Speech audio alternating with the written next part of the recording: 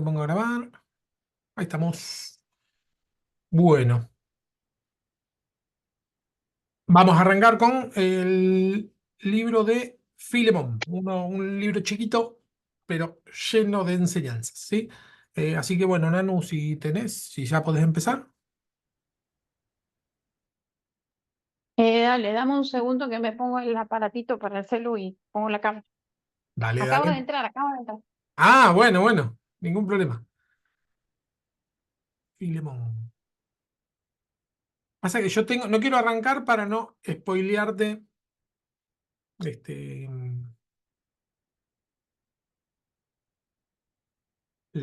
¿cómo se dice? Lo que vayas a decir. La Filemón. epístola de, de Pablo a Filemón, conocida simplemente como Filemón, es uno de los libros del Nuevo Testamento. Es una carta escrita por el apóstol Pablo mientras se encontraba prisionero junto a Timoteo y dirigida a Filemón, figura importante de la iglesia de Colosas. Es probable que Pablo haya escrito la carta cerca del año 62 después de Cristo. Aproximadamente en la misma época escribió Colosenses y Efesios. La carta trata de los temas del perdón y la reconciliación. Pablo no se identifica a sí mismo como un apóstol con autoridad, sino como un prisionero de Jesucristo, llamando a Timoteo nuestro hermano, tratando a Filemón como colaborador y hermano. Filemón era un cristiano acomodado. Pablo lo llama nuestro querido amigo y colaborador en Filemón 1:1, de su ciudad de Colosas. Esta es la carta más corta de las atribuidas a Pablo, constan solo de 445 palabras y 25 versículos. Filemón, según la tradición, señala que fue uno de los 70 discípulos escogidos por Jesús para la predicación junto a otros miembros de su familia, entre ellos. Era bastante rico y poseía una casa lo suficientemente grande como para poder recibir a la iglesia ahí, así como al menos a un esclavo llamado Onésimo, que era un esclavo que huyó de él, porque posiblemente le había robado y también para escapar de su servidumbre. Más tarde se convirtió al cristianismo y el apóstol Pablo lo animó a regresar con Filemón, su legítimo dueño, y reconciliarse con él, y este esclavo fue el principal tema en esta carta. Esta epístola contiene consejo personal del apóstol Pablo acerca de la situación que había pasado Onésimo, y para alentarle a que recibiera a este de vuelta como hermano en el Evangelio, sin los castigos severos que normalmente se ponían a los esclavos que se escapaban. También encontramos con que, ¿quién es Dios? Dador de gracia y paz. Filemón versículo 3. Dice, reciban ustedes gracia y paz de nuestro Padre y del Señor Jesucristo. Esto es una carta normal en la antigua Grecia se podría iniciar, en una carta normal en la antigua Grecia se podría iniciar con chairín, saludos. En sus cartas, Pablo transformó este saludo a una oración de inicio para sus lectores para que recibieran la gracia y la paz de nuestro Padre y del Señor Jesucristo. En Romanos 1:7. Aunque es corta y dulce, esta oración de Pablo nos habla mucho de quién es Dios. Primero, es la gracia. Mientras nosotros tendemos a pensar en la gracia como una palabra muy religiosa en el siglo I después de Cristo. Era una palabra muy social que era referente a la generosidad de un benefactor hacia alguien que necesitaba ayuda. De cualquier forma, la gracia de Dios va más allá de la gracia de un dador común, porque inicia en él totalmente y es extendida incluso a nuestros enemigos. Romanos 5:6 y 8. Segundo, él da paz. Aparentemente Pablo tenía en mente la palabra hebrea paz, shalom. Shalom no era la ausencia de guerra o ansiedad, sino una plenitud total. Cada parte de la vida funciona correctamente. Esta paz, esta plenitud, es el corazón de Dios por el mundo. Tercero, Él es nuestro Padre. Jesús mismo invitó a la gente a hablarle a Dios no solo de forma reverente, sino también de forma íntima, como Padre, en Mateo 6:9. Aunque la Biblia afirma que nuestra relación personal con Él, aquí en el Padre nuestro, el énfasis es como Dios, como nuestro Padre, el Padre que todas las personas comparten. Cuarto, Jesús es el Dios El saludo de Pablo pone a Jesús en el mismo nivel que el Padre. Se refiere a él usándolo la misma traducción griega del nombre personal de Dios en el Antiguo Testamento, Yahweh. Aunque es difícil comprender la Trinidad, el Nuevo Testamento afirma que Jesús y el Espíritu Santo están incluidos en esta identidad divina. Esta breve carta de Pablo a Filemón está saturada con un lenguaje altamente relacional. Cada persona que él menciona está descrita con una frase que refleja la cercanía de su relación con él. Timoteo, nuestro hermano. Filemón, amado colaborador nuestro. Apía, nuestra hermana. Onésimo, mi hijo, de quien convertí en su padre, amado hermano. Epafras, mi compañero de prisiones. Marco, Arístaco, Demas y Lucas, mis colaboradores. Esto es porque Pablo entendió que la muerte y resurrección de Jesús hizo más que reconciliarlo con Dios. También lo reconcilió con otros, especialmente con los otros seguidores de Jesús. Él creía que aquellos que habían puesto su fe en Jesús se convertían en su nueva familia, miembros de la nueva casa. Efesios 2:19, Gálatas 6:10. Pablo no se inventó esta idea, sino que la obtuvo del mismo Jesús, quien se orientó en concepto de familia con sus discípulos cuando sugirió que la familia biológica no era una unidad fundamental a la que uno pertenece. Cuando María y sus hermanos lo estaban buscando, Jesús sin dudar sorprendió a todos cuando señaló a sus discípulos y dijo: aquí está mi madre y mis hermanos, porque todo el que hace la voluntad de mi Padre es mi hermano y mi hermana y mi madre. Marcos 3:34-35. En esta carta, Pablo usa el lenguaje afectivo y familiar para referirse a otros creyentes, revelando su compromiso y conexión con ellos. Ellos son su nueva familia, como dijo Jesús. Filemón es corto y dulce, pero lleno de conocimiento. El saludo de palabras Filemón revela muchísimo quién es Dios. Filemón nació en el siglo I, falleció en el 68 en Colosas, Imperio Romano. Su causa de muerte fue lapidación, apedreamiento. Su esposa era Apía de Colosas, su ocupación era sacerdote y sus cargos ocupado apóstol.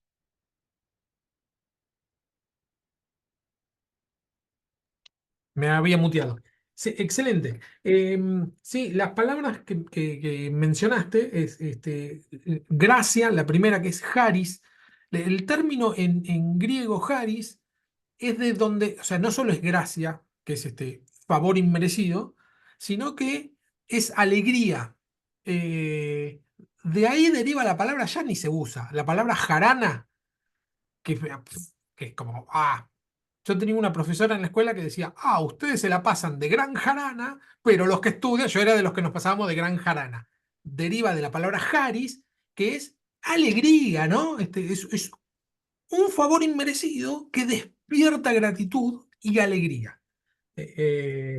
Está muy bien las dos palabras que mencionás, es haris una y la otra shalom, que si bien fue muy el detalle que dijiste, tal vez Pablo estaba pensando en shalom, porque Pablo lo escribe en griego todo, ¿no? Y shalom es una palabra hebrea, es decir, que la palabra shalom en sí misma no está, sino está la palabra eirene, que significa paz, es la traducción de shalom al griego.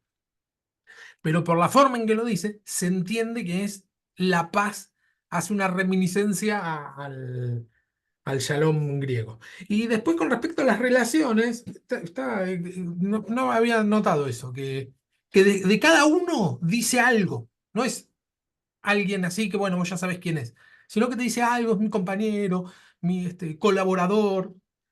Y cuando dice el Padre Nuestro, estoy tomando de lo que mencionaste, quiero hacer una pequeña una acotación de cada, no te quería interrumpir por eso. Es también re interesante porque dice, Padre Nuestro, que de hecho es ahí en En Mateo Mateo. 5 claro, cuando dice que no sé, yo siempre digo Mateo 5 pero no sé si es 5, 6 o 7 porque es todo el sermón del monte. ¿En dónde es que está el Padre Nuestro en sí mismo? El 6:9. Mateo 6. Bien, Mateo 6 que también habla del Padre Nuestro, es algo que nos sirve en la actualidad para tener conciencia de quién es mi hermano. Porque solemos decir, hay una frase que inclusive se hace tipo meme o sticker, que es no soy el dueño del mundo, pero soy hijo del dueño, ¿no?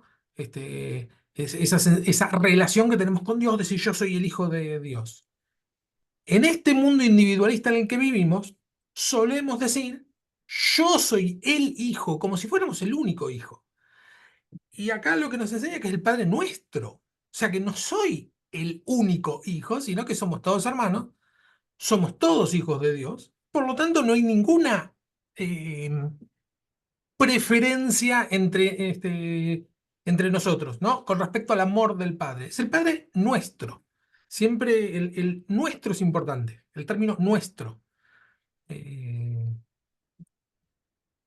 Te saca la idea del egocentrismo de pensar que sos hiper especial. Obvio que somos especiales para Dios y Dios tiene planes distintos para cada uno de nosotros. Pero con respecto a su amor, y todos recibimos lo mismo. No es que uno recibe más o otro recibe menos.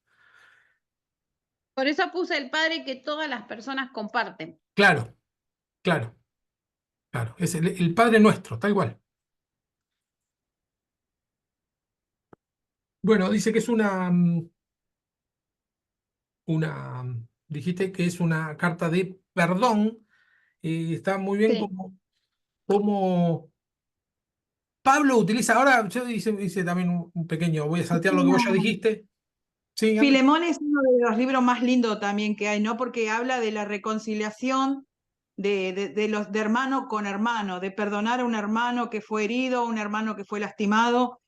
Y a mí me llena de gozo cuando dice acá en 1:4, dice, doy gracias a mi Dios haciendo siempre memoria de ti en mis oraciones. Como que lo recuerda al hermano en oraciones, porque oigo del amor y de la fe que tienes hacia el Señor Jesucristo y para con todos los santos. Eso medio que no lo entendí, ¿no? Para con todos los santos es de los hermanos, todos los hermanos, sí, porque todos Sí, somos santos. para todos los hermanos, sí. Sí, Claro, porque mezclan las dos palabras, hermanos y santo ahí. Entonces como claro. que trae a confusión ahí Porque no, para el que... no, porque por tradición católica, que es lo que heredamos nosotros, aunque no seamos católicos, por tradición católica solemos entender los santos como aquellas personas que fueron al cielo, que se Somos portaron. católicos apostólicos, no romanos. Exactamente, claro, la verdad que sí. Y bueno, y esto es lo que me gusta de este libro de Filemón, ¿no? De que está bueno para estudiarlo porque habla de restaurar las vidas destrozadas de los y de aquellos que se separaron del Señor. Y bueno, uno como mensajero de Dios lleva a eso, a la reconciliación, porque a eso fuimos llamados también a reconciliarnos con nuestros hermanos que nos han lastimado y perdonar. Por eso Onésimo y Filemón. Filemón era el sacerdote y Onésimo era el esclavo, ¿no? Así era, me acuerdo Sí, bien. no, sacerdote no hay ninguna, no era sacerdote, era el dueño, era el Bueno, amo era y el el esclavo, amo, claro, exacto. claro, El amo y se habían peleado entre ellos y bueno, y esto llevó a que él era... Supuestamente Onésimo le robó a Filemón y él era claro. esclavo. Una tradición dice que sí, que le robó, se escapó, cae preso, se encuentra con A Pablo. Pablo. Eso es tradición, eso no está en la Biblia. Se encuentra con Pablo, se convierte, y entonces Pablo le dice, bueno, ahora volvé con Onésimo, con Filemón, que es mi amigo, volvé y te voy a escribir una carta de recomendación. Y en la carta le dice, tratalo como un hermano, ya no lo trates como un esclavo. Prácticamente le dice, liberalo. Que no solo no lo castigue, sino liberalo. Porque ya no es la misma relación. Y tiene que ver también con el tema de cómo deberíamos mirar a los convertidos. No está recriminándole, sí, porque vos te acordás que hiciste tal y tal cosa, sino decir, bueno, está bien, eso fue vida pasada. Está bien, se convirtió. Ahora está en otro estatus. Ahora es hermano, recibilo como hermano. ¿Sí? Eh, Tengo acá, a ver, Filemón. Bueno, esto ya lo dijo Nanu, no con las mismas palabras, pero esperen que voy a pasar porque quería compartirles algo con respecto a Filemón. Esto ya los dijimos, por algún motivo. Tenían que responder, ¿no? Yo sigo pensando Sí, en, a leyes que ya ellos tenían ahí. respetar el esclavo al amo y bueno, y el amo someter al esclavo, ¿no? Y cuando los dos se convierten a Cristo era como medio difícil, calculo yo, mantener una relación de hermandad, ¿no? Sin, por eso Sí, le debe decir, tratalo como hermano. sí. Porque dice que Onésimo era esclavo, ¿no? Entonces él como Filemón tenía mucha plata, él estaba como, era el dueño, digamos, antes era el dueño de los esclavos. Entonces, capaz que Filemón tenía su carácter como Pablo.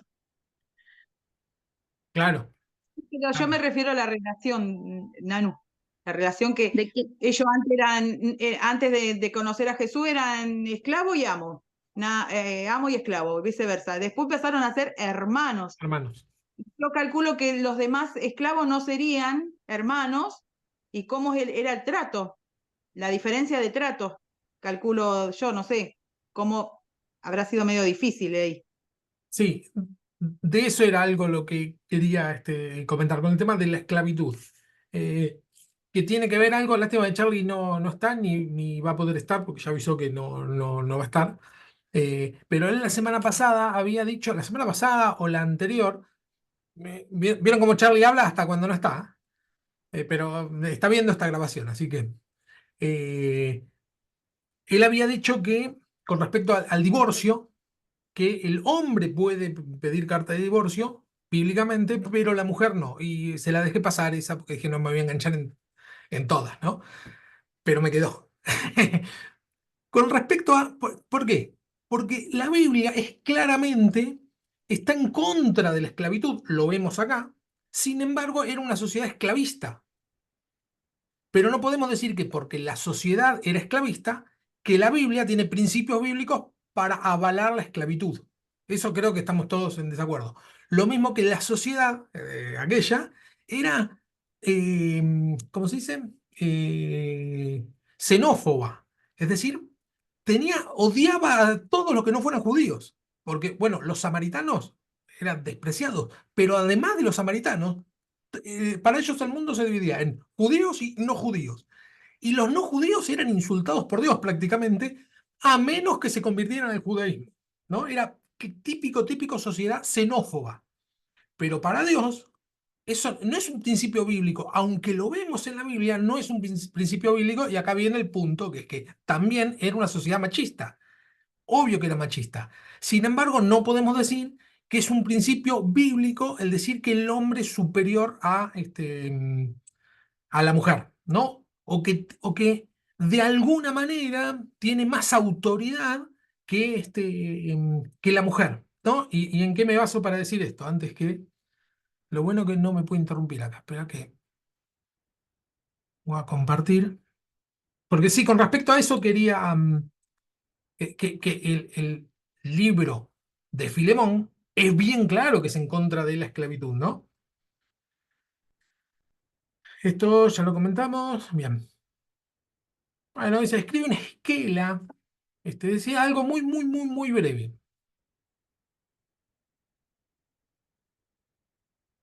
Ahora voy a volver un poquito para atrás, pero tenía un pasaje.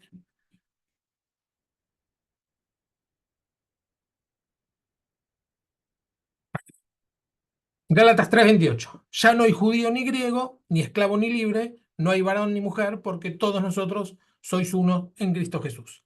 En este breve pasaje claramente dice que el pueblo, es decir, el pueblo de Dios, no deberíamos ser xenófobos cuando dice no hay judío y griego. Griego es para el concepto judío es el no judío.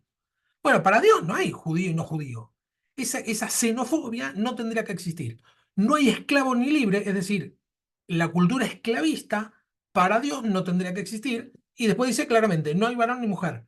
Es decir, que la visión de que el hombre es superior a la mujer es un sesgo cultural de esa época que la intención de Dios no era eh, cambiar esto tajantemente. La verdad es esa, porque si no Jesús se hubiera levantado en contra directamente. Sino que simplemente se menciona que para Dios estas diferencias no existen. ¿Sí? No hay ninguna diferencia entre un judío y un no judío, no hay ninguna diferencia entre un esclavo y un libre, el libro de Filemón, de la misma manera que no hay ninguna diferencia entre un varón y una mujer para Dios, ¿no? Entonces, alguno puede decir que, no, bueno, es una cuestión eh, de orden, ¿no? Que estamos de acuerdo que el orden es importante. Pero eso tiene que ver con lo cultural. No es un principio bíblico que el hombre sea superior a la mujer, porque si no, este pasaje de Gálatas lo tendremos que eliminar. Eh, Yo pensé, perdón, profe, sí, yo también no digo que se la dejé pasar, pero yo me quedé pensando después en todo eso y yo digo, ¿qué fundamento tendrá para decir eso? Porque claro. no me parecía bíblico, porque no hay esa diferencia para Dios, como decís vos. Yo digo, no sé, Charlie tiene cada, cada, Claro, claro. Entonces, porque él sí tiene la forma de buscar el- la- no sé si la controversia, pero sí que uno te hace pensar y uno dice, bueno, me parece muy importante el aporte que hace porque uno le hace pensar y siempre, cuando discutimos sobre fundamentos bíblicos, tenemos que ver qué fundamento bíblico tenemos para decir algo y no porque a mí me parece, ¿sí? Sino que tenemos que tener, porque él por lo menos tenía fundamento bíblico. Pero bueno, y lo bueno que queda uno pensando, pensando, y cuando leo Filemón digo, claro, acá está la respuesta. Un pueblo esclavista con claras muestras de esclavitud, porque fíjense que se lo devuelve a Filemón, a Onésimo, se lo devuelve porque él es el dueño. Le dice a Filemón, bueno, vos sos el dueño, pero por favor, no le dice, no, es improcedente, no puede ser que te hagas el dueño de una persona, ¿con qué derecho? No, no, no, no. La Biblia no va en contra de la esclavitud, ¿no? Directamente, sino que le dice, bueno, pero recibirlo como un hermano. Es casi que un favor que le pide el apóstol Pablo. Eh, ese Que es se el. le conceda el mismo perdón que se le concedió a él cuando recibió a Cristo, Y a ahí Filemón. está, tal cual. Y ahí está la astucia que tiene Pablo, porque él dice, yo soy un esclavo. Él se pone en el lugar de Onésimo, Pablo, ¿no? Y, él digamos, el argumento o la retórica que utiliza este, es esa. Voy a ver si. Bueno, Pablo, hacia acá lo había puesto. Recursos retóricos. Para lograr su objetivo, Pablo escribe con verdadera maestría y táctica persuasiva, ¿no? Se describe como prisionero de Cristo Jesús, es decir, él estaba en prisión y se describe como un prisionero de Cristo, ¿sí? No era un prisionero del Imperio Romano, él se presenta como prisionero de Cristo, poniendo de manifiesto lo mucho que se sacrificaba por el Evangelio, entregando su vida entera, ¿sí? Como que implícitamente se está ofreciendo a él como ejemplo. Saca a relucir su autoridad apostólica, pero no se apoya en ella y prefiere rogar humildemente, ¿no? Le ruega, él no dice, mirá que yo soy el apóstol Pablo, sino que le ruega como hermano que lo reciba. Concede plena libertad a Filemón, aclarándole, sin embargo, sus deseos en forma inequívoca. Designa a Onésimo como su propio hijo, ¿no? Que es útil, un poco lo que decía Nanu, ¿no? Todas las características que tiene la persona. No es solo un esclavo. Nanu lo decía sobre todos los que mencionan, pero con Onésimo pasa lo mismo. E incluso como su propio corazón ahí en Filemón 12. En el siervo va lo mejor de Pablo mismo y por ello ruega que Filemón lo reciba a su esclavo como si fuera el mismo Pablo. Deja traslucir su deseo de recibir de nuevo a Onésimo como su ayudante en representación de su señor, pero esto lo deja a su juicio y a la libertad de Filemón. Es decir, dice, bueno, fíjate, si no querés, no, ¿no? Lo deja esa libertad. Por eso, alguien podría decir que la Biblia tiene principios bíblicos para avalar la esclavitud, porque le dice, bueno, lo dejo a tu criterio, si vos querés esclavizarlo está bien, y si no, no. Pero sabemos que no es así. Sabemos que la esclavitud es netamente mala y no está dentro del propósito de Dios. Lo sabemos internamente. No hace falta encontrar un gran pasaje. Bueno, recién les mostré uno, pero que para el Señor no hay esclavos ni libres, ¿no? Se compromete solemnemente a reparar él mismo los daños causados por Filemón. Dice, bueno, si te debo algo, si te debe algo, yo ponelo a mi cuenta. Pero al mismo tiempo, Pablo le recuerda que es deudor suyo. Esto como decían, pero acordate que vos me debes también, ¿eh? No que le deba, da la impresión que no es que le debía un esclavo o que le debía plata, sino que era deudor en el sentido espiritual, ¿no? Que él había crecido de la mano de Pablo y entonces en lugar de utilizar esa autoridad que tenía como apóstol, dice, bueno, Como diciéndole, mirá que si vos me ves que yo llego a desviarme, tráeme, como te traje yo, claro, ayúdame. tal cual. Pablo no se pronunció contra la esclavitud, y esta era como una postura socialmente revolucionaria, más bien la tenía por su realidad del entorno social de la época, ¿no? Pablo no se manifiesta en contra de la esclavitud, no le parece mal, no le parece una locura, que es lo que nos parece a nosotros. Le parece normal, qué sé yo, la sociedad se organiza así, ¿de qué otra manera se va a organizar? Y por eso hago la respuesta a lo que había dicho con respecto a la mujer.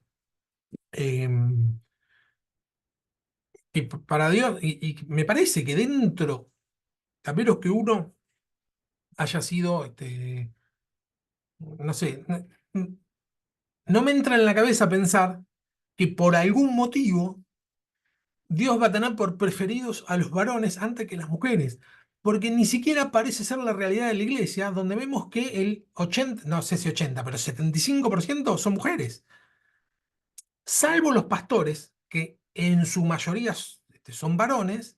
El resto de la congregación de los que están siempre sirviendo son mujeres, que era lo que le pasaba a Jesús, tenía un montón de mujeres. Este, Se menciona a los 12 por una cuestión cultural, pero las mujeres que le seguían a Jesús eran un montón.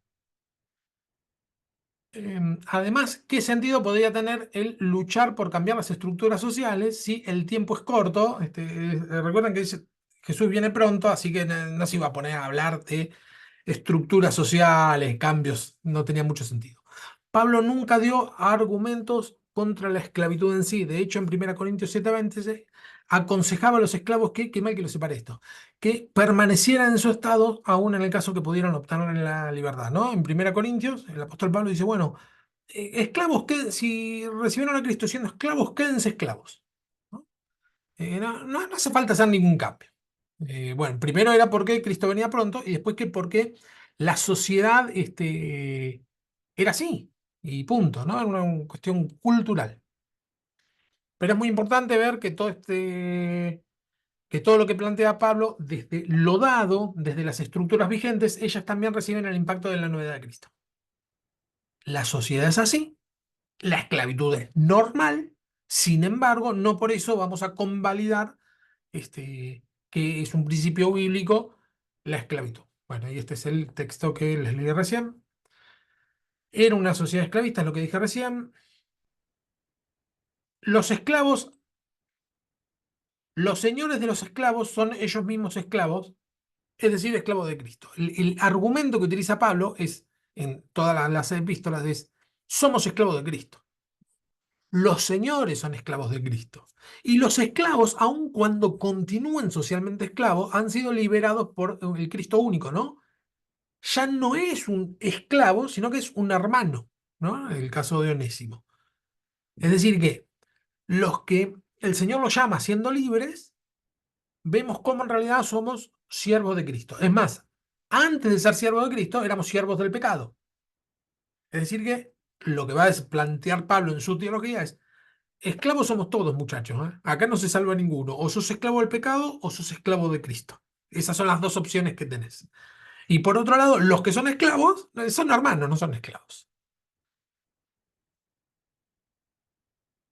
Perfecto. Bueno, las pastorales. Dorita, ¿en qué dejo de compartir? Las epístolas pastorales en general son Timoteo y Tito, ¿sí? Las dos de Timoteo y Tito. A esas se les llaman pastorales. ¿Vemos Timoteo, Dori? Sí, profe. Remy, Antes te hago una pregunta sí, decime. que, bueno, justo de lo que estábamos hablando de la mujer y eso. Esta teoría digo teoría porque no sé, viste que dice que la mujer no puede ser pastora. ¿Eso es cultural o hay un versículo específico que diga que la mujer no puede ejercer el pastorado? No, hay, Porque ahora, sí. porque ahora he visto mucho así, como mucho tema con eso de que la mujer no puede ejercer el pastorado. Sí, lo que se utiliza es el pasaje que dice la mujer calle en la congregación. Claro, pero lo dijo específicamente para esa iglesia, Pablo, o no, por las mujeres de Tesalónica eran, de Tesalónica era, ¿no? Que eran muy alborotadoras, que dice la Biblia. Bueno, una vez leí toda esa Sí, es explicación, pero una teoría es que porque eran alborotadoras, pero sí, para que te lo busco, porque el mismo pasaje te da la...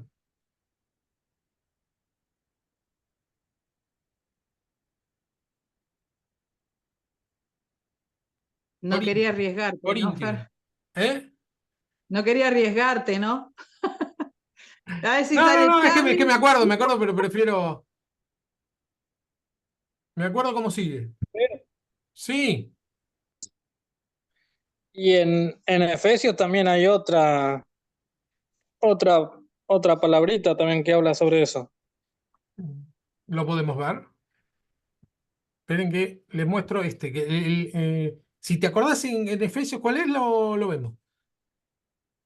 Este.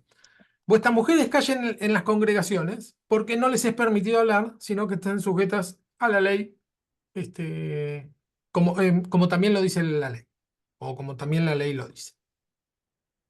Más claro, ¿por qué tienen que callar las mujeres? Porque no les está permitido. Eh, es decir, no estaba permitido, entonces lo que dice Pablo es, bueno, si no está permitido, no lo hagan. Ahora, si está permitido, sí, háganlo. ¿Cuándo tienen que callar? Cuando no está permitido. O sea, es como si son normas, reglas dentro de una congregación o dentro de una comunidad, y el apóstol dice, bueno, la mujer no hable porque está prohibido. Por lo tanto, si no está prohibido, como ocurre en nuestra sociedad, pueden hablar tranquilamente. De hecho, hay un montón de mujeres que predican. Dentro de la Biblia hay Lidia. diaconisas, sí, Lidia de Tiatira, la alumna de Pablo. claro, sí, Ella dice que fue pastora, la primera pastora. sí, Tuvo una Priscila y etapa, Atila, Priscila y Aquila también. Atila dije. Priscila y Aquila es otro caso que es, al mencionar primero a la mujer, se nota que es o sea, la forma de ordenar a las personas que se nombra primero a la más importante. Como se la nombra primero a Priscila, se entiende que es la líder. Lo que pasa es que, como la sociedad era machista, bueno, no vas a encontrar 1000 pasajes. Lo único que vas a encontrar es que para Dios no hay diferencia entre varón y mujer. Y si para Dios no hay diferencia entre varón y mujer, y puede predicar un varón, puede predicar una mujer. Exactamente. Es que no, no. sí, viste que a veces uno quiere responder así de claro, ¿no? Si no, no mucho rollo, porque al interpretar incorrectamente a veces los textos es que Claro, salen por ahí todas estas cosas, porque en realidad es como decís vos, si en ese momento y en esa época o en esa circunstancia no claro. podían, entonces no Entonces que hablen. no lo hagan. Pero en esa época y en esta circunstancia no hay problema con eso. Claro, entonces, Entonces no, Dios no claro, tendría ese problema. exactamente. Claro, Pero bueno, es lo que hablábamos recién del esclavo y el amo. No hay esclavo claro, ni exacto, por eso. Claro, estamos todos esclavos. Ante los ojos de Dios somos todos hombre y mujer. Ante los ojos de Dios somos la misma, lo mismo. sí. Exacto. Y si nosotros decimos que no, porque como la Biblia lo dice, así tiene que seguir siendo toda la vida, bueno, entonces deberíamos apoyar la esclavitud y la xenofobia y aceptar que nosotros somos distintos delante de Dios porque no somos judíos. Somos segregados, somos aparte, no pertenecemos al pueblo de Dios. Sí, vamos a tomar en serio todo lo que se dice. Ahora, si vamos a entender cuál es la voluntad de Dios, que por ahí no es tan simple, ¿no? Porque si bien la relación con Dios es simple, el diálogo con Dios es simple y predicar de Cristo también es simple, bueno, a veces nos enredamos en cosas y este tipo de cuestiones son las que nos solemos enredar y más conozco a las personas, más veo que nuestra sociedad tiene un sesgo machista, que yo me negaba a creerlo. Yo decía, no, no, no puede ser, pero la realidad es que sí, que evidentemente hay un sesgo machista, por lo cual nos hace interpretar algunos textos con mucha más preponderancia que otros, ¿no? Porque ya digo, Claro. estos textos, Filemón, por ejemplo, se utilizaba para sostener que en la época de la segregación en Estados Unidos, se utilizaba para decir, sí, la esclavitud está bien, Dios lo permite, Dios lo quiere así, no liberemos a los esclavos. No, la libertad de vientres es una barbaridad porque Dios quiere que haya esclavos. Y mirá si no, el libro de Filemón. Y bueno, pero uno dice, bueno, pues es una barbaridad porque ya estamos muy lejos de esa realidad. Pero en donde estamos nosotros, en una especie de nuevo darnos cuenta de algunas cosas que están mal, que tiene que ver con la sociedad machista, bueno, como estamos en el quiebre, es como que estamos tan cerca que no nos damos cuenta, ¿no? Porque Sí. estamos muy cerca, pero cuando pase tiempo vamos a decir, bueno, en aquella época se creía que la mujer era Sí. inferior. Yo Como creo que que el hay que que tener... Seguí, Dori, seguí. como que el que predica o el que enseña tiene sus preconceptos, ¿no? Entonces, a la hora de enseñar, está transmitiendo sus preconceptos, los que tiene él, o Claro, no de decir, como decir, si estoy en una sociedad que todavía es machista, ¿no? Entonces, a la hora de volcar una enseñanza o una prédica, muchas veces se vuelca también eso, que internamente lo tiene asimilado y lo hacen de manera natural, pero no se da cuenta que no está haciendo un análisis claro del texto, del claro, texto bíblico en este caso, ¿no? Para dar una enseñanza, digamos. tal Es cual. difícil. Difícil es la Sí, escritura. sí, sí, porque es un tema de coyuntural y yo entiendo que hay algunos que tendrán fuertes argumentos para decir lo contrario. Yo no lo veo como. Eh, no sé, lo veo más claro, imposible. Claro, porque si lo ves claro es sí, pero el Señor no hace diferencia entre hombre y mujer. Punto. Claro, y ya No está. hay. Y ya No está. hay Si no hay diferencia. diferencia, no hay diferencia. No hay diferencia para él. Yo digo que uno hoy últimamente tiene que tener los ojos bien puestos en Cristo Jesús, ¿no? Y en toda su palabra y en todo lo que él dice con respecto a esto para no traer confusiones y saber discernir entre una iglesia que tiene, no sé, esas tendencias machistas y Claro. bueno, y todo. A mí me tocó ir de visita a una iglesia hace el año pasado, el anteaño pasado, no me recuerdo bien, que me invitaron a un casamiento en esa iglesia. Y bueno, y fui una iglesia muy, muy linda. Y cuando el pastor empezó a predicar, no, me parece que no era un casamiento, fue no, sí, casamiento. En una previa de casamiento, el pastor empezó, el apóstol empezó a predicar, y se acercaban como unas doncellas y le secaban la transpiración, la pelada, todo, porque secaban.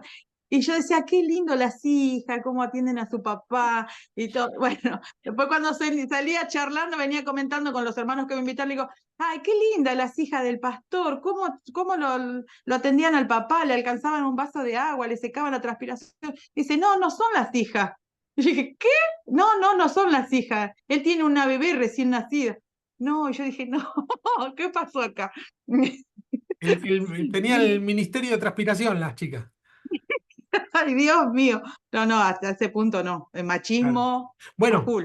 lo que pasa es que el otro extremo que podemos caer tranquilamente es irnos al feminismo, es decir, en el sentido actual, o que una época entre el 2010 y el 2020 tuvo mucho auge, que sostenía que la mujer era superior. Es tan ridículo una cosa como la otra, porque un primer feminismo era a favor de lo que es la igualdad, ¿no? En ese sentido, ni siquiera debería llamarse feminismo, ¿no? Sino, no sé, igualarismo, no sé. Pero si seguimos con esto en esto, por ahí no me quiero ir mucho de tema, pero en la mujer no puede mentir. Bueno, sí, la mujer puede mentir y puede decir lo que quiere, igual que un varón. No, el creer que hay una distinción psíquica o totalmente distinta que la hace superior, bueno, como un chiste lo podemos decir, ¿no? Como un halago. Pero creer que la mujer es superior es tan ridículo como pensar que el hombre, por ser hombre, es superior.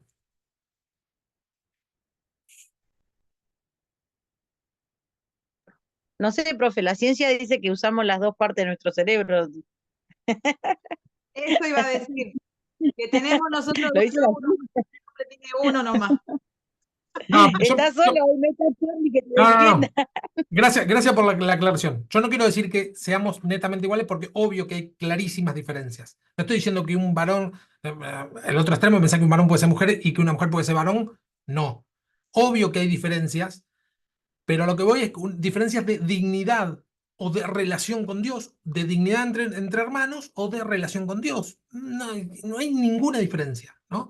De dignidad en cuanto a pensar eh, que la mujer no puede relacionarse directamente con Dios, sino que lo tiene que hacer a través de su marido, ¿no?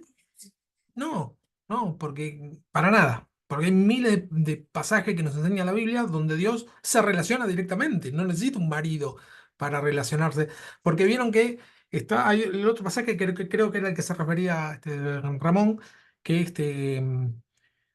el hombre es la cabeza de la familia, como Cristo es la cabeza de la iglesia, y que el pecado entró por la mujer y no por el hombre, y que la palabra de Dios fue dada al hombre y del hombre a la mujer, ¿no? En el Antiguo Testamento. Está bien, pero también vemos un montón de casos donde, por ejemplo, el Espíritu Santo habla con María directamente y después habla con José. No es que habla con José y que José la convence a María de que va a ser. No, no, era el marido. Y vemos tranquilamente que el mensaje más importante en la historia de la humanidad se lo da a una mujer directamente, sin intermediarios. Pero ¿No bueno, deberán no habrá pasado que las mujeres hablaban mucho antes y eran muy picotudas, por eso le decían cállate mujer? bueno, Le sacaban eso, el pelo eso a Pablo o a los vecinos. es probable. Claro, es probable que tiene que ver con eso, ¿no? A veces, en líneas generales, dentro de las diferencias que hay naturales, es que la mujer sí necesita hablar más para poder transmitir, creo que tienen la sensación, en general, que no terminaron de transmitir la idea y necesitan transmitir la idea, entonces necesitan decir muchas palabras y la idea ya fue dada. Entonces es mi idea, pero sí que obvio que en líneas generales las mujeres hablan más y los varones nos callamos más, ¿no? Los dos extremos son malos. Tratamos de buscar el término medio. Los varones tratar de hablar un poquito más y las mujeres tratar de callarse un poquito menos, el esfuerzo que solemos hacer en los matrimonios. Pero son detalles, no tiene que ver con la relación con Dios. No es que por lo tanto Dios se relaciona más con las mujeres ni con los varones. Sí, Ramón. No, voy a acotar algo, digamos, algo cómico que escuché una vez y decían que las mujeres no son histéricas, son históricas, porque traen todo el recuerdo atrás. No está mal, ¿eh?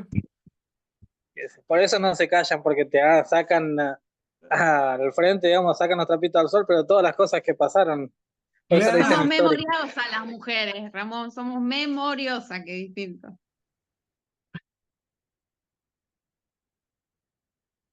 Bueno, Sí, esta persona le dijo memoriosa, pero dijo históricas. históricas. Muy bueno, gracias por el aporte. La próxima discusión con mi mujer seguro que la gano gracias a ese aporte. Bueno, avanzamos con Dorita. Timoteo. Esperen que no. Digo algo de las pastorales y arrancamos con Timoteo. Que creo que tenía algo de las pastorales en general. Filemón. Cursos pastorales.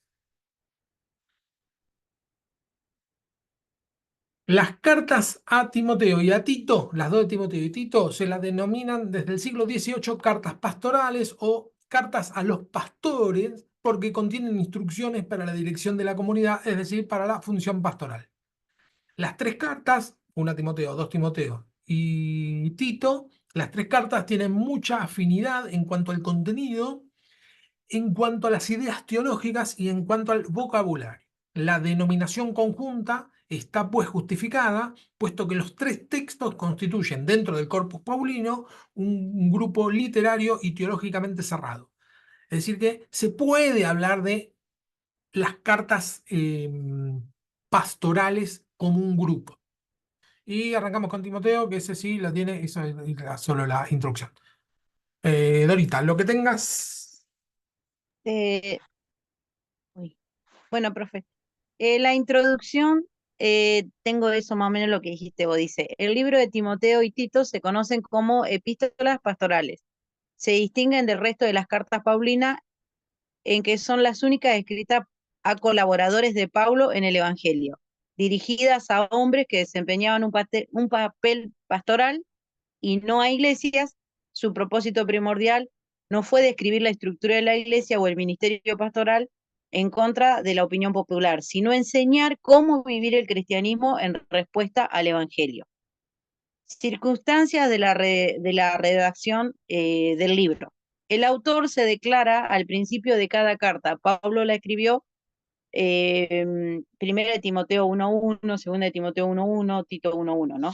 Sin embargo, muchos eruditos actuales presumen que no fue así y basan su opinión en un vocabulario y estilo diferente al resto de sus cartas, en presuntas discrepancias teológicas y en ciertas dudas sobre el lugar cronológico que ocupan en la vida de Pablo.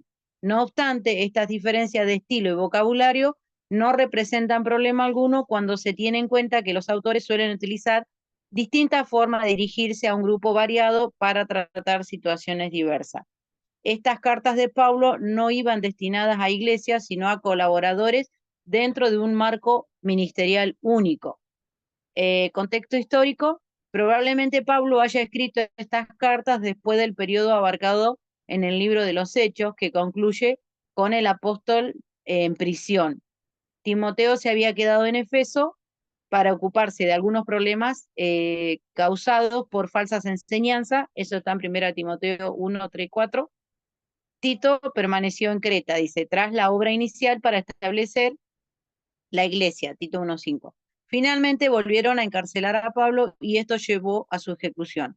Durante esta instancia final en la cárcel, el apóstol escribió segunda de Timoteo para pedir que éste lo visitara de nuevo y poder darle las exhortaciones finales, ya que preveía su martirio. Mensaje y propósito, dice, en cada una de estas cartas Pablo instruye a uno de sus colaboradores más jóvenes a vivir su fe y enseñar a otros a hacerlo. Todas muestran una preocupación importante a causa de las falsas doctrinas y sus efectos perjudiciales en el seno de la iglesia. En primera de Timoteo, Pablo instruye a su colaborador a oponerse firmemente a la falsa doctrina. Asimismo, le explica cuál debe ser su conducta y la característica de los miembros de la iglesia. En segunda de Timoteo, la última carta de Pablo es bastante distinto, más personal, es la carta como de un amigo a otro. Pablo prepara a Timoteo para que prosiguiera con la obra ministerial después de su partida. Estas cartas contienen varios temas. El evangelismo, Pablo expresa una gran preocupación por la verdad del evangelio y en estas epístolas pastorales los describe con términos poco habituales y en sus otros escritos. Sin embargo, no son exclusivos de estas cartas. Se refiere al evangelio como la fe, la verdad, una enseñanza sólida y sana, la piedad o religión sana. Bueno, para todo eso tengo los versículos. Quizás Pablo utilizó estos términos para que representen las frases usadas por sus oponentes. Otro tema es la vida cristiana. Pablo enfatiza la importancia de una respuesta de santidad frente al acto salvífico de Dios. Bueno, ahí están también los textos. El comportamiento que resulta de la santidad debe llevar a un énfasis positivo y negativo a la vez. También están Tito 3.8 y segunda de Timoteo 2.19.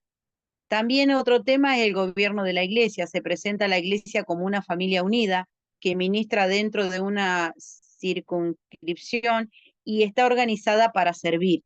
Es la familia de Dios y los creyentes son hermanos y hermanas, dice. Pablo encomienda a la iglesia la responsabilidad de ministrar a los pobres, en primera de Timoteo 5.16, y servir como cimiento de la verdad doctrinal y ética, primera de Timoteo 3.15. A los líderes de la iglesia se los llama obispos o ancianos y reciben asistencia de los diáconos, primera de Timoteo 3.8.13. Después la estructura dice las cartas siguen el mismo patrón típico de una epístola griega, aunque existen algunas diferencias de léxico con la mayoría de las demás masivas paulinas. Hasta ahí llegué, profe.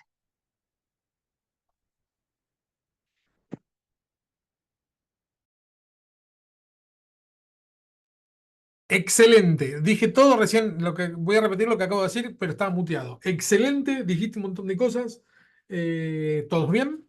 Nanu, re bien lo tuyo también, ¿eh? Me olvidé de decirte, porque me puse a hablar. Excelente las dos. Muy bien, la felicito. Eh,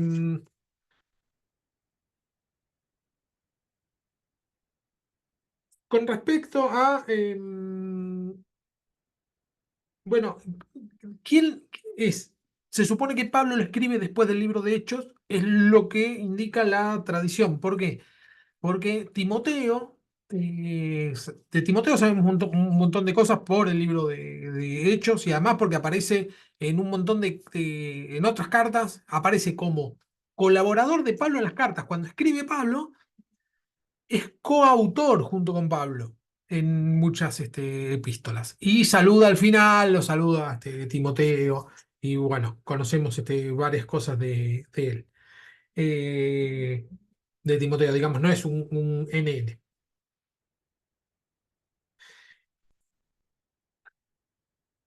Lo fundamental de por qué escribe, como bien dijiste, Dorita, es en contra de las falsas doctrinas, ¿no? Era el problema que había, entre comillas, en la vía, que había en aquella época, era la falsa doctrina. Una iglesia que recién nace, que solamente se van guiando como fundamento el Antiguo Testamento o gran parte del Antiguo Testamento, más los recuerdos de lo que dijo Jesús. ¿Sí? No tenían nada eh, y no tenían nada entre comillas, ¿no? Y lo que el Espíritu Santo les iba revelando paso a paso, ¿no? Era, la estaban viviendo mientras que se escribía la Biblia. Entonces, cada vez que el apóstol Pablo dice un discurso, o escribe un discurso, o una epístola, bueno, se está escribiendo una parte de la Biblia. Obvio que ellos no lo sabían, ¿no? Simplemente eran palabras que se daban cuenta por el Espíritu, que estaban muy cargadas de la verdad de Dios, la presencia de Dios, la autoridad de Dios, en contra de las falsas doctrinas. Y las falsas doctrinas solían ser más o menos entre dos grandes focos. Por un lado tenías los judaizantes, ¿quiénes eran? Los que decían, bueno, para ser cristiano tenés que ser judío, es decir, te tenés que circuncidar porque nosotros, nuestra base es el Antiguo Testamento. Ese era un extremo. Y el otro extremo eran las corrientes gnósticas, ¿no? Unas corrientes filosóficas que separaban al hombre entre eh, una cosa es el cuerpo, que es netamente malo, y otra cosa es el alma, que es puramente buena. Y todo lo físico es netamente malo y todo lo espiritual es netamente bueno, ¿no? Entonces, bueno, ahí venían todos los choques con respecto a cómo Dios, que es bueno, se va a hacer hombre, o peor, cómo Dios, que es bueno, va a crear la tierra. ¿No? Si la tierra es mala porque es física. Bueno, contra estos dos grandes focos solían ser las falsas doctrinas que circundaban en esa época. Y como acá noté lo que dijiste, Dorita, que le insta a Timoteo a oponerse firmemente en contra de las falsas doctrinas. ¿No? Lo que le dice Pablo es, bueno, plantate, tenés autoridad, ¿no? Lo levanta, lo incentiva para que hable con autoridad. En, en la actualidad, esas doctrinas, ya tenemos 2000 siglos de hablar sobre la Biblia, de hablar sobre la voluntad de Dios como iglesia, ¿no? 2000 años de hablar del tema.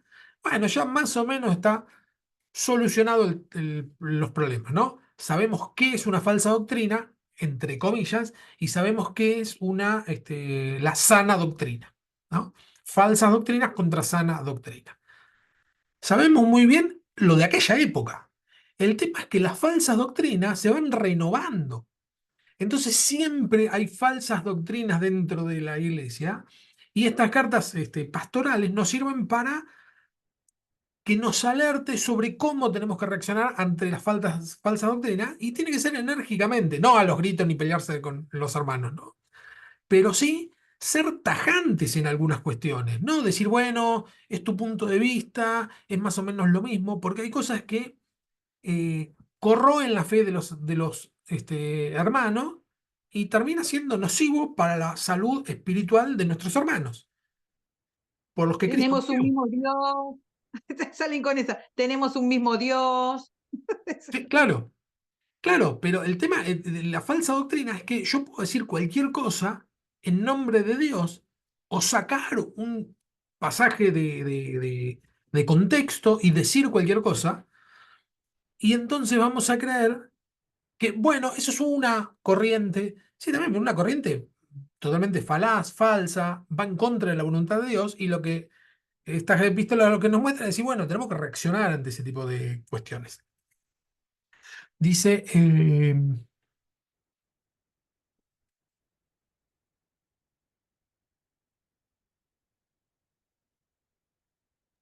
Fer, sí, y en este libro pastoral, tanto Tito como Timoteo, que habla sobre la conducta y cómo tendrían que ser los líderes, tanto pastores como diáconos.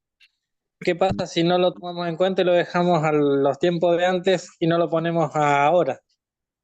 ¿O ay, qué pasa, digamos, hoy por hoy también esas costumbres o esas cosas están basados a lo de hoy? Por más que haya sido escrito hace un montón, hoy por hoy te piden requisitos para hacer, digamos, en esa carta pastoral, hay requisitos para los pastores y para los diáconos. sí, justamente era de lo que iba a hablar. Acá está, requisitos. Requisitos para los obispos, requisitos para los diáconos, requisitos para los obispos. Si alguno anhela obispado, buena obra desea. Esto a veces se utiliza para decir que está bien anhelar ser obispo, pero es uno de los textos que se saca de contexto. Porque lo que dice es que si alguno anhela ser obispo, estás anhelando algo bueno. No que es bueno anhelarlo, sino que es algo bueno ser obispo, no anhelarlo. Bueno, otro tema. Pero es necesario que el obispo sea irreprensible, marido de una sola mujer, sobrio, ¿no? Pues sobrio en el sentido no de, porque después lo va a aclarar que no dado al vino, pero sino que tiene que ser tranquilo, prudente, decoroso, hospedador, apto para enseñar, no dado al vino. Por eso ahí lo aclara, que no solo tiene que ser, porque uno dice lo contrario a ser borracho es ser sobrio. No, no, pero sobrio es en el sentido de tomarse las cosas con calma, no exasperarse, ¿no? Y después dice claramente, no dado al vino, no pendenciero, ¿no? No codicioso de ganancias deshonestas, sino amable, apacible, no avaro, que gobierne bien su casa, que tenga a sus hijos en sujeción con toda honestidad, pues el que no sabe gobernar su propia casa, ¿cómo cuidará de la iglesia de Dios? No un neófito, neo es nuevo y fito viene de fe, ¿no? Nuevo en la fe. No un neófito, no sea que envaneciéndose caiga en la condenación del diablo. También es necesario que tenga buen testimonio de los de afuera para que no caiga en descrédito y en lazo del diablo. Lo que decía Ramón recién.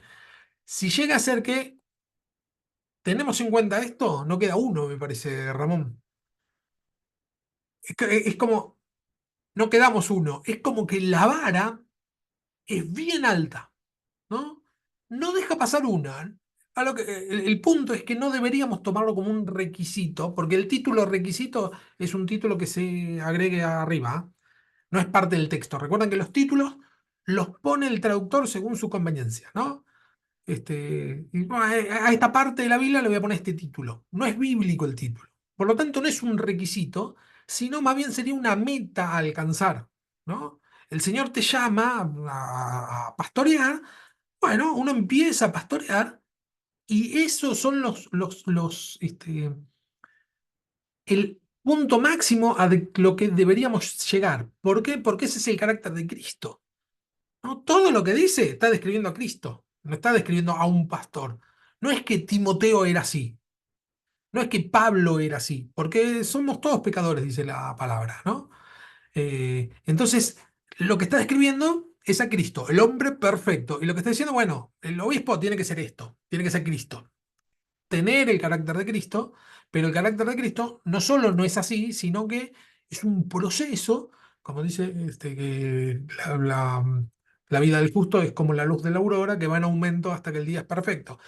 Es un proceso en el cual vamos avanzando, creciendo, desarrollándonos y dejando que Cristo se desarrolle en nosotros. Es un proceso, porque si no, no hay uno que cumpla todos estos requisitos.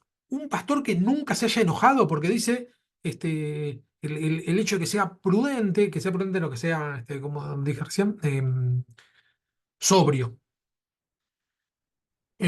No avaro, bueno, hay cosas que son simples, ¿no? Marido de una sola mujer, no hay mucha vuelta, pero bueno, ahí hay algunos bemoles, entre comillas. Si la mujer murió, se puede casar, porque ahí ya sería marido de dos. Hay algunos que preguntan eso, por no hablar del divorciado, ¿no? Eh, no pendenciero, no condenciero, que gobierna bien su casa, que tenga a sus hijos en su gestión con toda honestidad, que tenga buen testimonio de los de afuera para que no caiga en descrédito y en lazo del diablo. El crédito de los de afuera es cómo los demás deberían vernos a nosotros, ¿sí? Y eso se logra a base de trabajar honestamente mucho tiempo. Y no es que hay que esperar que tenga el crédito, digamos, que los de afuera le pongan el gancho, sí, él puede ser pastor, porque la realidad es que el mundo está en contra de la iglesia, por lo tanto, el mundo no tiene que avalar a un pastor, pero sí debería por lo menos que la gente diga, y yo contra él no tengo nada que decir, o si dicen algo que sea mintiendo. ¿Querías agregar algo, Ramón? No, digamos, porque es entendible esas cosas, pero yo me reía solo por dentro porque si vamos a esos estatutos que tiene para ser pastor o diácono, yo creo que hay muchos que todavía no están aptos. Tanto uno de los puntos que dice que sea apto para enseñar. Claro. Está bien, el entendimiento, el conocimiento espiritual te lo da el Señor cuando tenés que dirigir a una congregación o algo. Pero hay muchas personas que no saben tal vez hablar o estar al frente y entonces como que le faltaría estudio, por decirlo así. Pero después en lo otro, no, Sí, me reía solo porque yo digo, como digo, más de uno queda abajo en todo ese... sí, lo que pasa es que con respecto a lo que es la enseñanza, hay muchos niveles de enseñanza. Muchos, digamos, no niveles de primario, secundario y terciario, sino que hay muchas cosas que uno puede transmitir. ¿Sí? Por ejemplo, en esta clase que estamos acá es básicamente, digamos, la mayor cantidad es de conocimiento. ¿Sí? Apunta a eso. Pero hay muchas cosas más que el conocimiento, por ejemplo, la relación con Dios, ¿no? Una relación íntima con Dios.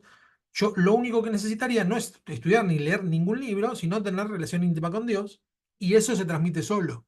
El ser apto para enseñar es decir, bueno, que sea genuino lo que yo voy a transmitir. Si yo quiero transmitir algo que yo no hago, no va a ser apto. Por eso digo que por ahí hay muchas personas que capaz no leyeron más que la Biblia, nunca ninguna otra cosa, pero llegaron a una profundidad tal del conocimiento de Dios que tiene que ver con su relación personal con Dios y con su lectura devocional de la Biblia, que lo enseñan perfectamente. ¿Por qué? Porque es genuino. Lo que Dios le dio es lo que dan. No hay mucho más que eso. Entonces, el apto para enseñar puede ser en un montón de espectros que tienen que ver del conocimiento. No solo a nivel intelectual, sino conocimiento espiritual, conocimiento de Dios, conocimiento de las profundidades de la palabra de Dios, ¿no? A veces, Mamá era así. Mi mamá era así, ella sí, terminó la primaria de grande, pero tenía un conocimiento de la Biblia y la verdad que yo prefería que me diera una cachetada antes que me di con la Biblia, porque ella siempre tenía la palabra justa para retarte o para aconsejarte o para decirte algo. Ella siempre te decía, no, porque la palabra de Dios dice tal cosa. y yo prefería que me pegara, porque me daba con la Biblia y viste que dice la palabra, es una espada de dos filos, y bueno, era así. Mi vieja era una persona que no tenía muchos estudios, ya digo, de grande terminó la primaria, pero tenía un conocimiento de la Biblia que era admirable para mí, ya más allá que era de su hija, pero Ah, lo veía así yo. claro, porque era genuina su relación con Dios, no estaba falluteando, no es que hacía de cuenta que... ¿Y a qué seminario fue? A ninguno. Bueno, claro, Se levantaba todos los días a las 6 de la a mañana ese y quizás seminario. antes a orar y a leer la Claro, Biblia. claro, Y no claro, había o sea, cuando ella falleció, vos veías su Biblia y ni la tapa tenía casi, porque la gastó tanto, la claro. leyó tanto que estaba toda, no estaba marcada muy, o sea, era una persona que no tenía estudios teológicos, pero sí sabía un montón. Siempre tenía la palabra para darte. Y la gente la buscaba, en el barrio la buscaban para hablarle, para preguntarle de Dios, eh, le preguntaban cosas de Dios a ella. Claro. Bueno, por eso, el apto para enseñar es eso. ¿Sí? También o sea, también lo otro. Nosotros estamos estudiando para estar un poquito, digamos, en todo lo que alcance en nuestra medida, todo lo que esté a nuestro alcance, lo hacemos, buscamos, tratamos, ¿no? De llegar a la estatura perfecta, pero cuando describe eso en la Biblia, se está refiriendo a la estatura de Cristo. ¿Sí? Bueno, tienen que ser Cristo. Mínimo propónganselo.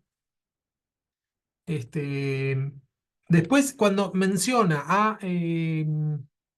Yo siempre digo que también de saber la palabra, ¿no? Uno tiene que dar testimonio, como acá dice, que debemos tener buen testimonio para que no quedamos mal delante de los que nos están mirando, porque hoy por hoy somos muy mirados los evangélicos, muy. Creo que, no sé, mucho más que antes, hoy, porque como están todos con este tema del LGTB y todas esas cosas, todo lo que digamos nosotros, ellos tienen algo para decir, ¿no? De nosotros. Y también tenemos que dar buen testimonio delante de no solamente de los vecinos, sino de la familia. Y, y eso hoy por hoy está a la orden del día, que siempre están mirando qué es lo que está. Ah, porque, claro, si vos sos cristiana, sin más, ayer tuve una pequeña situación y me dijeron, ¿vos no vas a la iglesia? Sí, voy a la iglesia. Sí, voy. ¿Cuál es el problema? Le digo, voy a la claro, iglesia. No, no, que no me estaba oponiendo a nada, pero que sí a la persona le estaba confrontando con la verdad y es como que se sentía atacado y yo le decía, y él me decía, pero vos no vas a la iglesia, por eso voy a la iglesia y te estoy enseñando cómo tienen que ser las cosas. Tiene que haber un orden. Si bien somos cristianos, tenés un corazón generoso, no es para el uso y el abuso que hagan los demás sobre vos. Así que yo te estoy tratando de guiar, ordenar cómo es el tema. Y hoy, gracias a Dios, me dio la razón, porque se dio cuenta de que tenía razón en lo que le decía y bueno, y cambió su actitud. Le digo, uno no lo hace mal, porque tal vez la forma de decírtelo no va, ¿no? Pero no es con grito ni con nada. Yo siempre digo, no, no, es así, así, porque están haciendo así, así. Y bueno, se pudo acomodar la situación y ya está todo bien. Pero es el testimonio que damos. Tal vez si me hubiese puesto con gritería, con cualquier otro, no sé, con insulto y te iba a decir, ahí sí le iba a aceptar, vos no vas a la iglesia y ahí me iba a dar el cachetazo la persona. Pero yo tenía con qué decírselo y le dije, mira, es así, así. Así que bueno, está todo bien. sí, está bueno el detalle ese que acabaste de mencionar, porque cuando dice que, ¿cómo es que, espera que lo leo?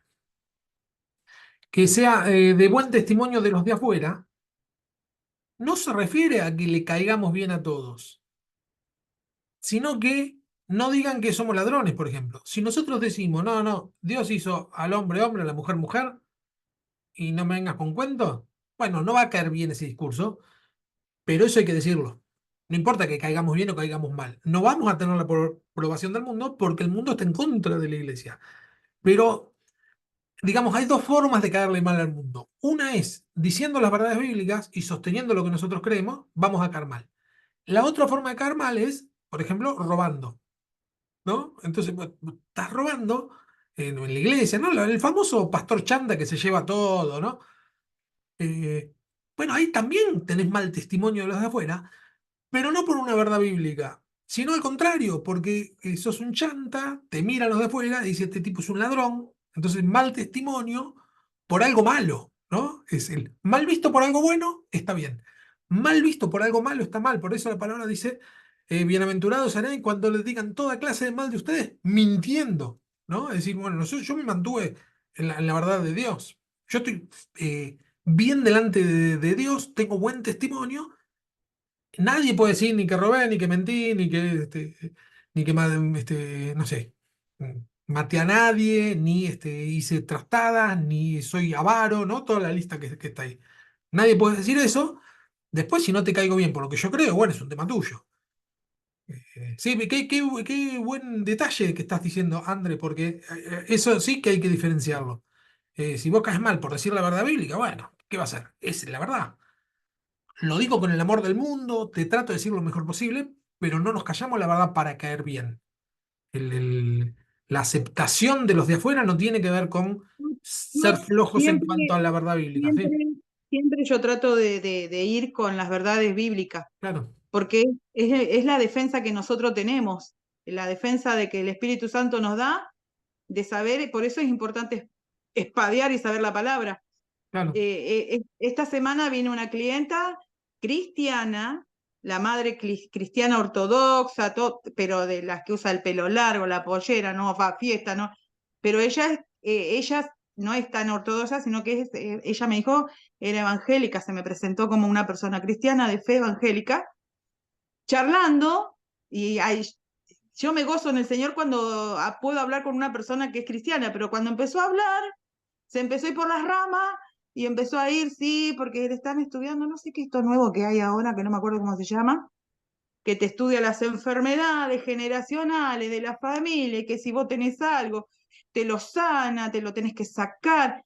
Digo, qué imitador que es el enemigo, porque eso vos se lo entregás al Señor, el Señor te lo sana, no tenés necesidad de ir. Como una constelación.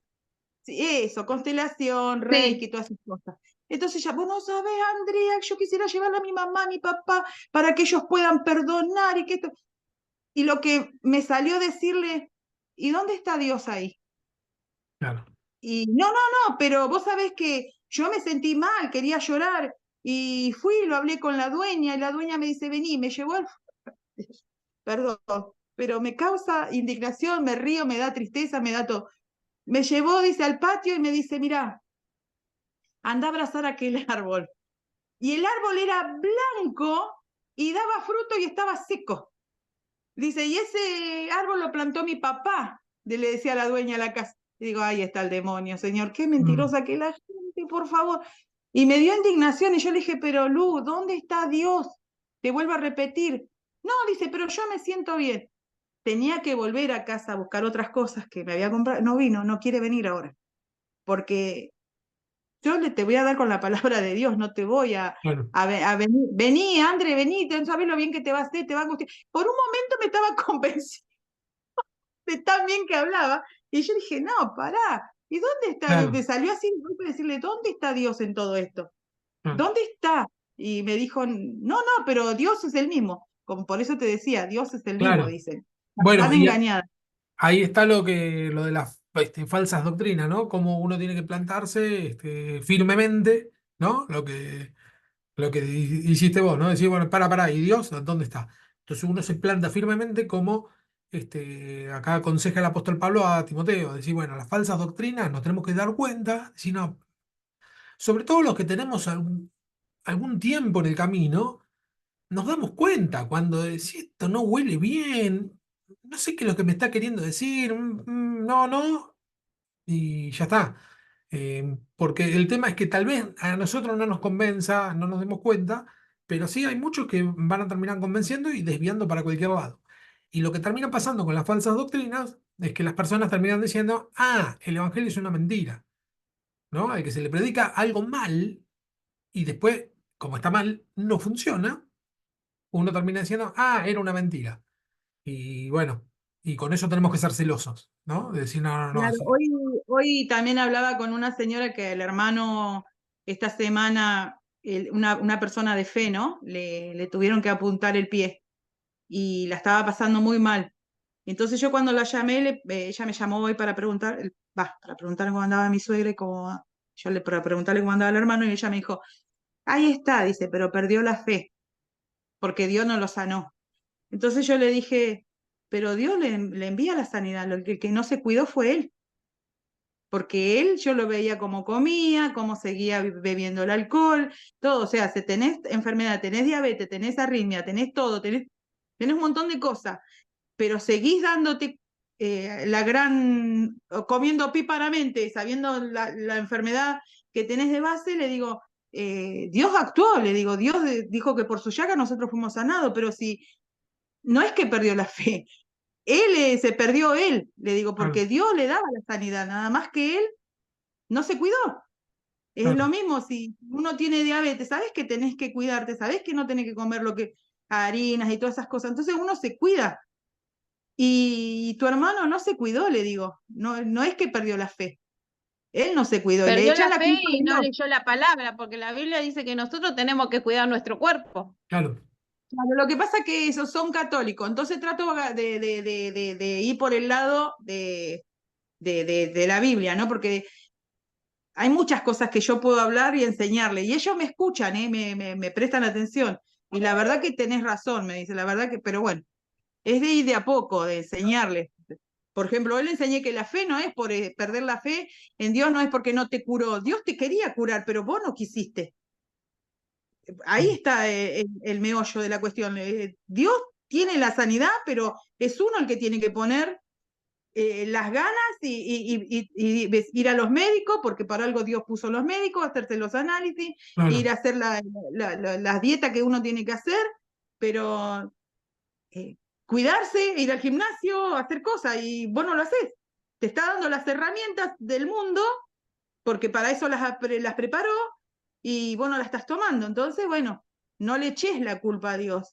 Bueno, medio que me escuchaba, ¿viste? Y bueno, puedo hablarle desde ahí. Sí, está re bien. Sí, Dios, había un pastor que decía, Dios es, no me acuerdo quién era, Dios es Dios de imposibles, pero no es Dios de posibles. Es decir, que lo que podemos hacer lo tenemos que hacer nosotros. Por ejemplo, si el Señor permitió que la medicina llegara al nivel que está, es porque está dentro de lo posible. Entonces, en cosas simples, como dijo Nanu, esto de cuidarnos y qué sé yo, bueno, está a nuestro alcance. No le podemos pedir a Dios eh, que haga lo que nosotros Ir al no gimnasio. hacemos por negligencia. Ahora, una vez que, vamos a suponer, ¿no? Que se nos,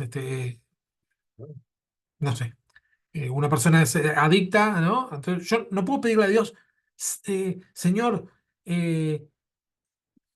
no, si no soy adicto, no puedo decirle, Señor, no quiero ser adicto. Bueno, sí, hacelo vos, no agarres eso.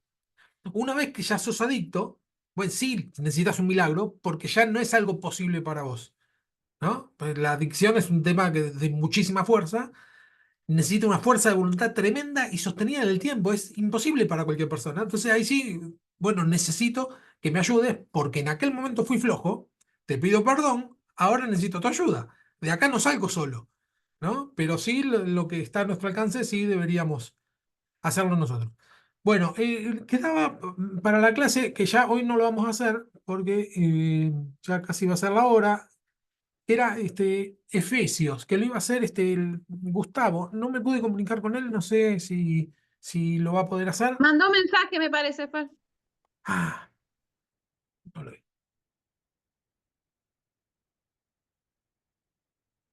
Ah, sí,